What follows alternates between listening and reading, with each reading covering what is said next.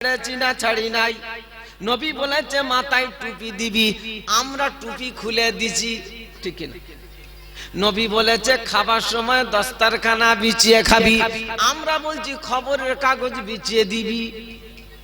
দিচ্ছে না? দেন, মানে পুরো উল্টো বিপরীত।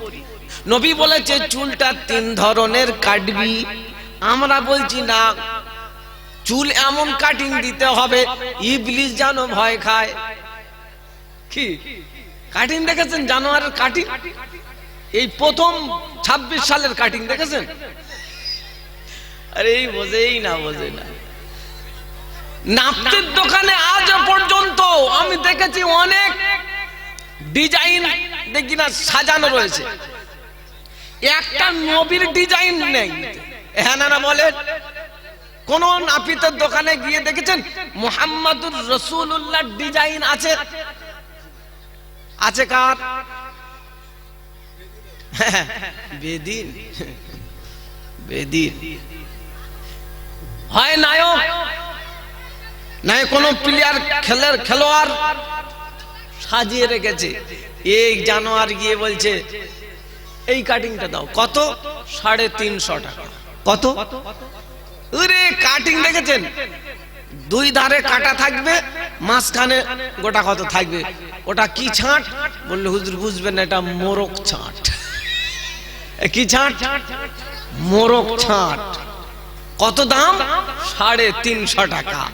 ইবলিস দেখে অবাক, এ কি? আমি সারা জীবন ইবলিসের পাঠ করেছি, এই ডিজাইন পাই। হ্যাঁ না বলেন? তুমি গিয়ে কোনদিন বলেছো মুহাম্মাদুর রাসূলুল্লাহর ডিজাইন কেটে দাও একটা? তবে তো নবী খুশি হবে নাকি? বলেন নবী তো নাই, এখন নবীর খুশি করতে গেলে কি করতে হবে? নবীর সুন্নতের পাবন্দি করতে হবে, নবীর ইতাআত করতে। ভালোবাসা আলাদা জিনিস, ইত্তেবা আলাদা জিনিস। হ্যাঁ না? ভালোবাসা দেখানোর মানুষ প্রচুর পাওয়া যাবে, ইত্তেবা করার লোকের খুঁজে পাওয়া যাবে না। আমার সোনাচ্চাঁদ বন্ধুরা, আল্লাহওয়ালা ভাইরা, ভালোবাসা দেখেন। মেরা হো মেরা দিল है মদিনা, গজলে চালাচ্ছে। হ্যাঁ না?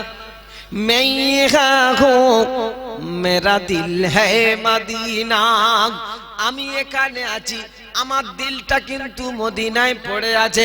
নবী তোমার মহব্বতে আমার দিল ফেটে যাচ্ছে, অন্তর জ্বালা করছে, হু হু করছে, সহ্য করতে পারি না। মনে হয় দুটো যদি ডানা থাকতো উড়ে মদিনায় চলে যেতাম, টাকা নাই বলে যেতে পারি নাই। নবী তুমি যেন কিছু মনে করো না, নামাজ আমরা পড়তে পারি নাই, নবী তুমি যেন কিছু মনে করো না, টুপি আমরা মাথায় দিতে পারি নাই, নবী তুমি যেন কিছু মনে করো না। বলো বলো, মেরা দিল है মদিনা, আমি এখানে আছি, দিলটা মদিনায় আছে। এই রকম পাক্কা চিটিংবাজ মরলে নবী খুশি হবে? দাড়ি আমরা রাখতে পারি নাই, নবী কুটকুট করছিল, মাল চেঁচে দিয়েছি। দেখেন, দাড়ি আমরা রাখতে পারি নাই, কুটকুট করছিল, মাল চেঁচে দিয়েছি, নবী তুমি জানো কিছু মনে করো না। রমজান মাসে রোজা রাখতে পারি নাই, খুব ক্ষুধা লাগতো, ঘরে দরজা দিয়ে মাল চালিয়ে দিয়েছি, নবী তুমি জানো কিছু? এই বলো না, মেরা দিল है মদিনা। এইরকম পাক্কা চিটিংবাজি করলে চলবে? ভালোবাসা হবে? বুঝতে পারছি রে বস? সমাজে চলছে কি চলে না? কোন কাজটা তুমি করেছো নবী? যেদিকে দেখছি সব উল্টো। তুমি সোজা পথে চলবে কবে? তুমি কি মরবে না মনে করছো নাকি? কবরের পাশে ওয়াজ হচ্ছে, মরবি না মানে? আল্লাহর কিরে মরে যাবে? যাবো সব মরে যাবে, আল্লাহর কিরে।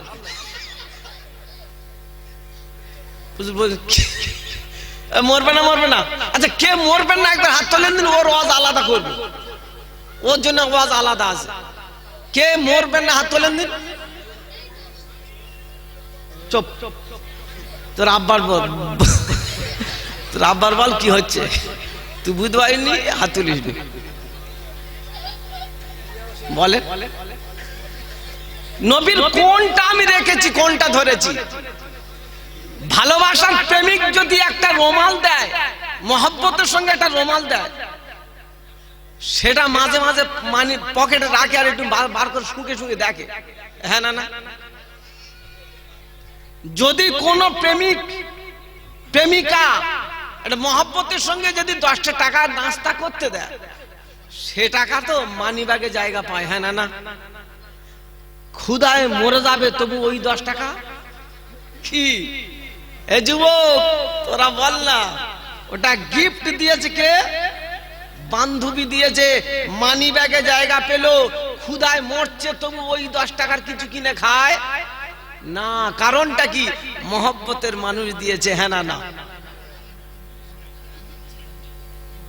তোমার ওই বান্ধবীর চাইতে আমার নবী আরো কম ভালোবাসে। নবী মহব্বতের সঙ্গে বলেছে আমি কিছু গিফট দিচ্ছি, একটা ধরে রাখিস। রাখতে পেরেছি?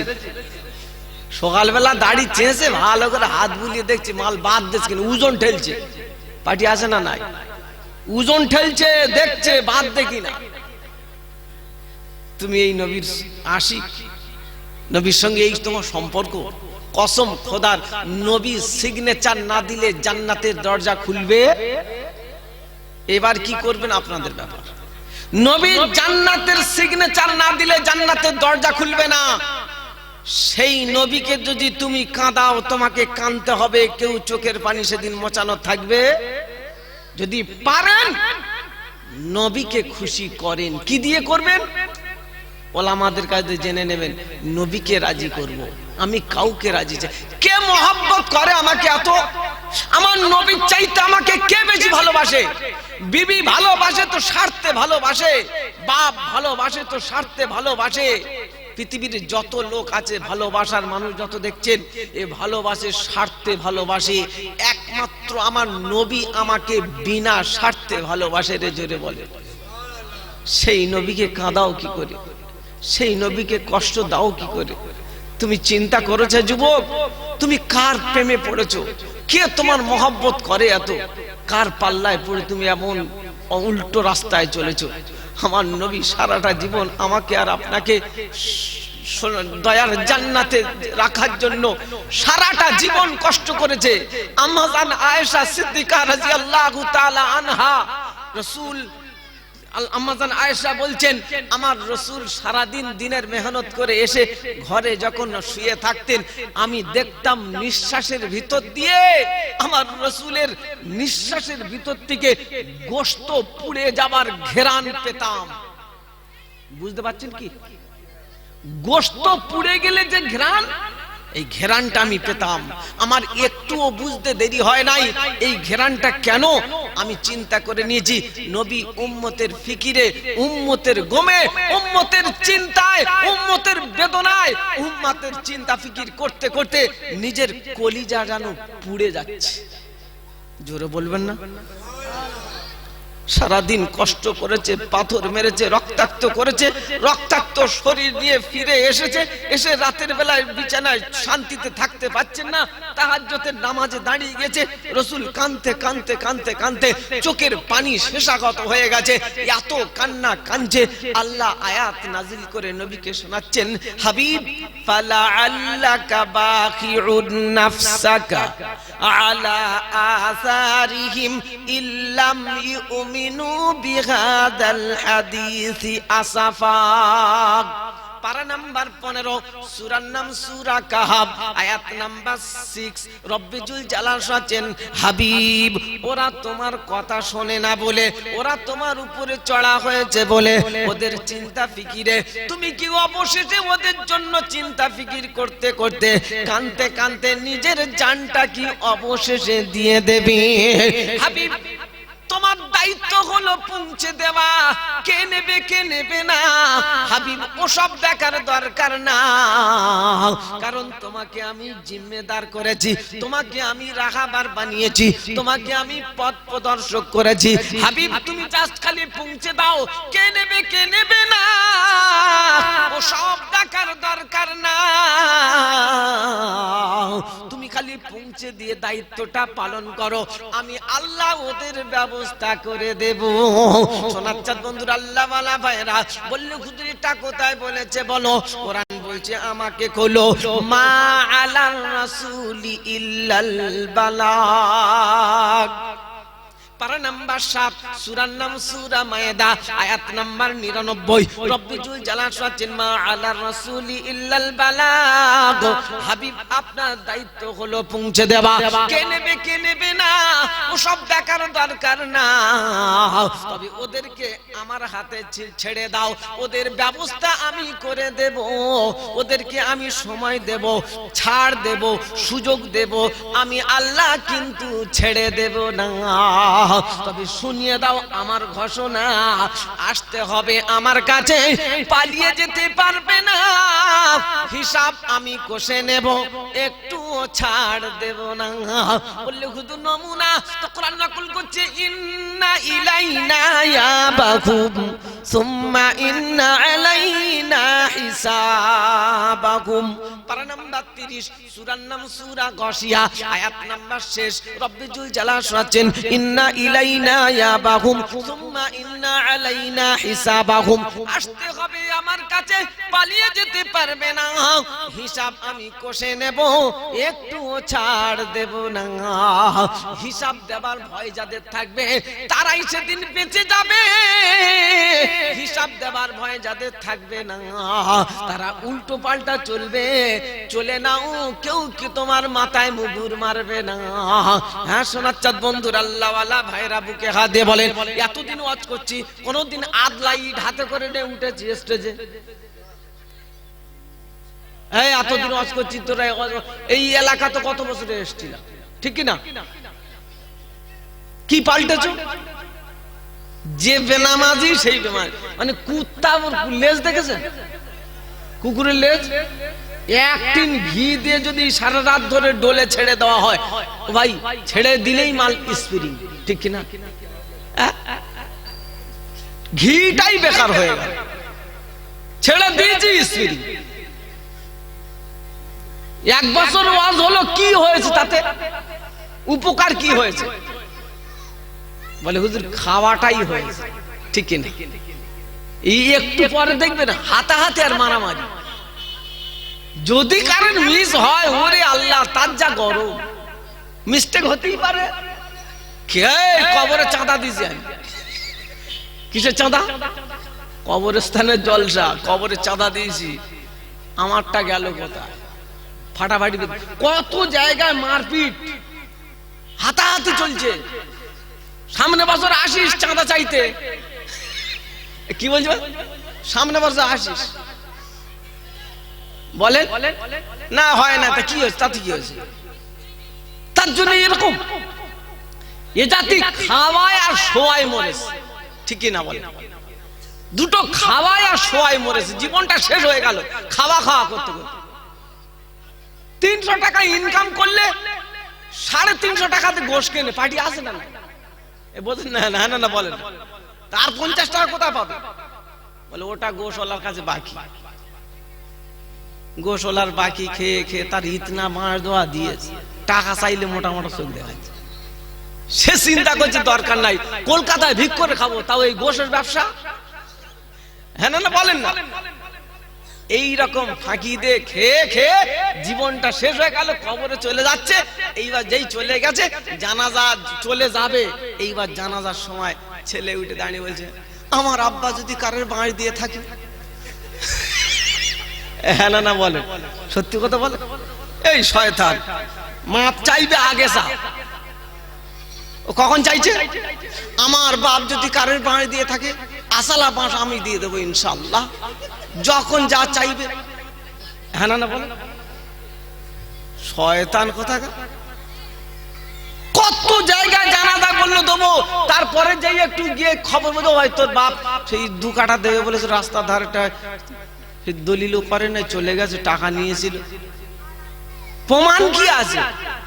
আচ্ছা বলেন, একটা মহব্বতে ভালোবাসা একটা হয়তো লেনদেন করে বসে আছে গোপনে গোপনে, এইবারে বলছে দলিল কি আছে? ও তো চিন্তা করছে রোড সাইডের জায়গা, কত 30,000 সেই সময় নিয়েছিল, দে বলেছিল সাইডে রাস্তা জায়গাটা দে বলেছিল পাশে। ওরে আল্লাহ, কাটা কত জানিস? দেবে আর দেবে? বলে বাপ মরেছে, বাপের কাছে বুঝতে যা। সে আমাদের ওখানে একটা সত্যি কথা কি, সে তার দেবে বলেছিল, দেয় নাই। জানাজা হয়ে গেছে, বাধাও দিয়েছিল, তার পাত্তাই দেয় নাই। ও এবারে গিয়ে কি করবে, যা হয় হবে। ও একটা লাঠি নিয়েছে, একটা লাঠি নিয়ে গিয়ে আর কবরে গিয়ে ঠেয়াচ্ছে। সেই কবর জান টাটকা কবরে গিয়ে লাঠির বাড়ি মারছে। বল কেন তুই আমার বাপের কবরে ঠেয়াচ্ছি? মানে তোরা যখন কোনো দায়িত্ব নিস নি, যখন যা আমি বুঝে নিচ্ছি এর কাছ থেকে। আমার শোনাচ্ছেন বন্ধুরা, আল্লাহ ওয়ালা ভাইরা, এই যে এই সমাজে এরকম চলছে বলেন, জানাজার সময় বলে দিলে। তবে একটা কথা মনে রাখেন, এই যে ভুলটা করছেন, আপনি মনে করছেন আমার বাপের ফাঁকি দিয়েছি, বাপ বুঝবে না।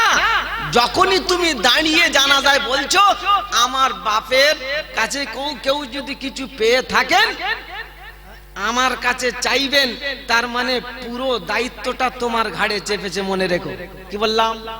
বাপ বেঁচে গেছে, ঘাড়ে টোটালটা তোমার ঘাড়ে চেপেছে, এবার পুরো ঋণটা তোমার ঘাড়ে চেপেছে।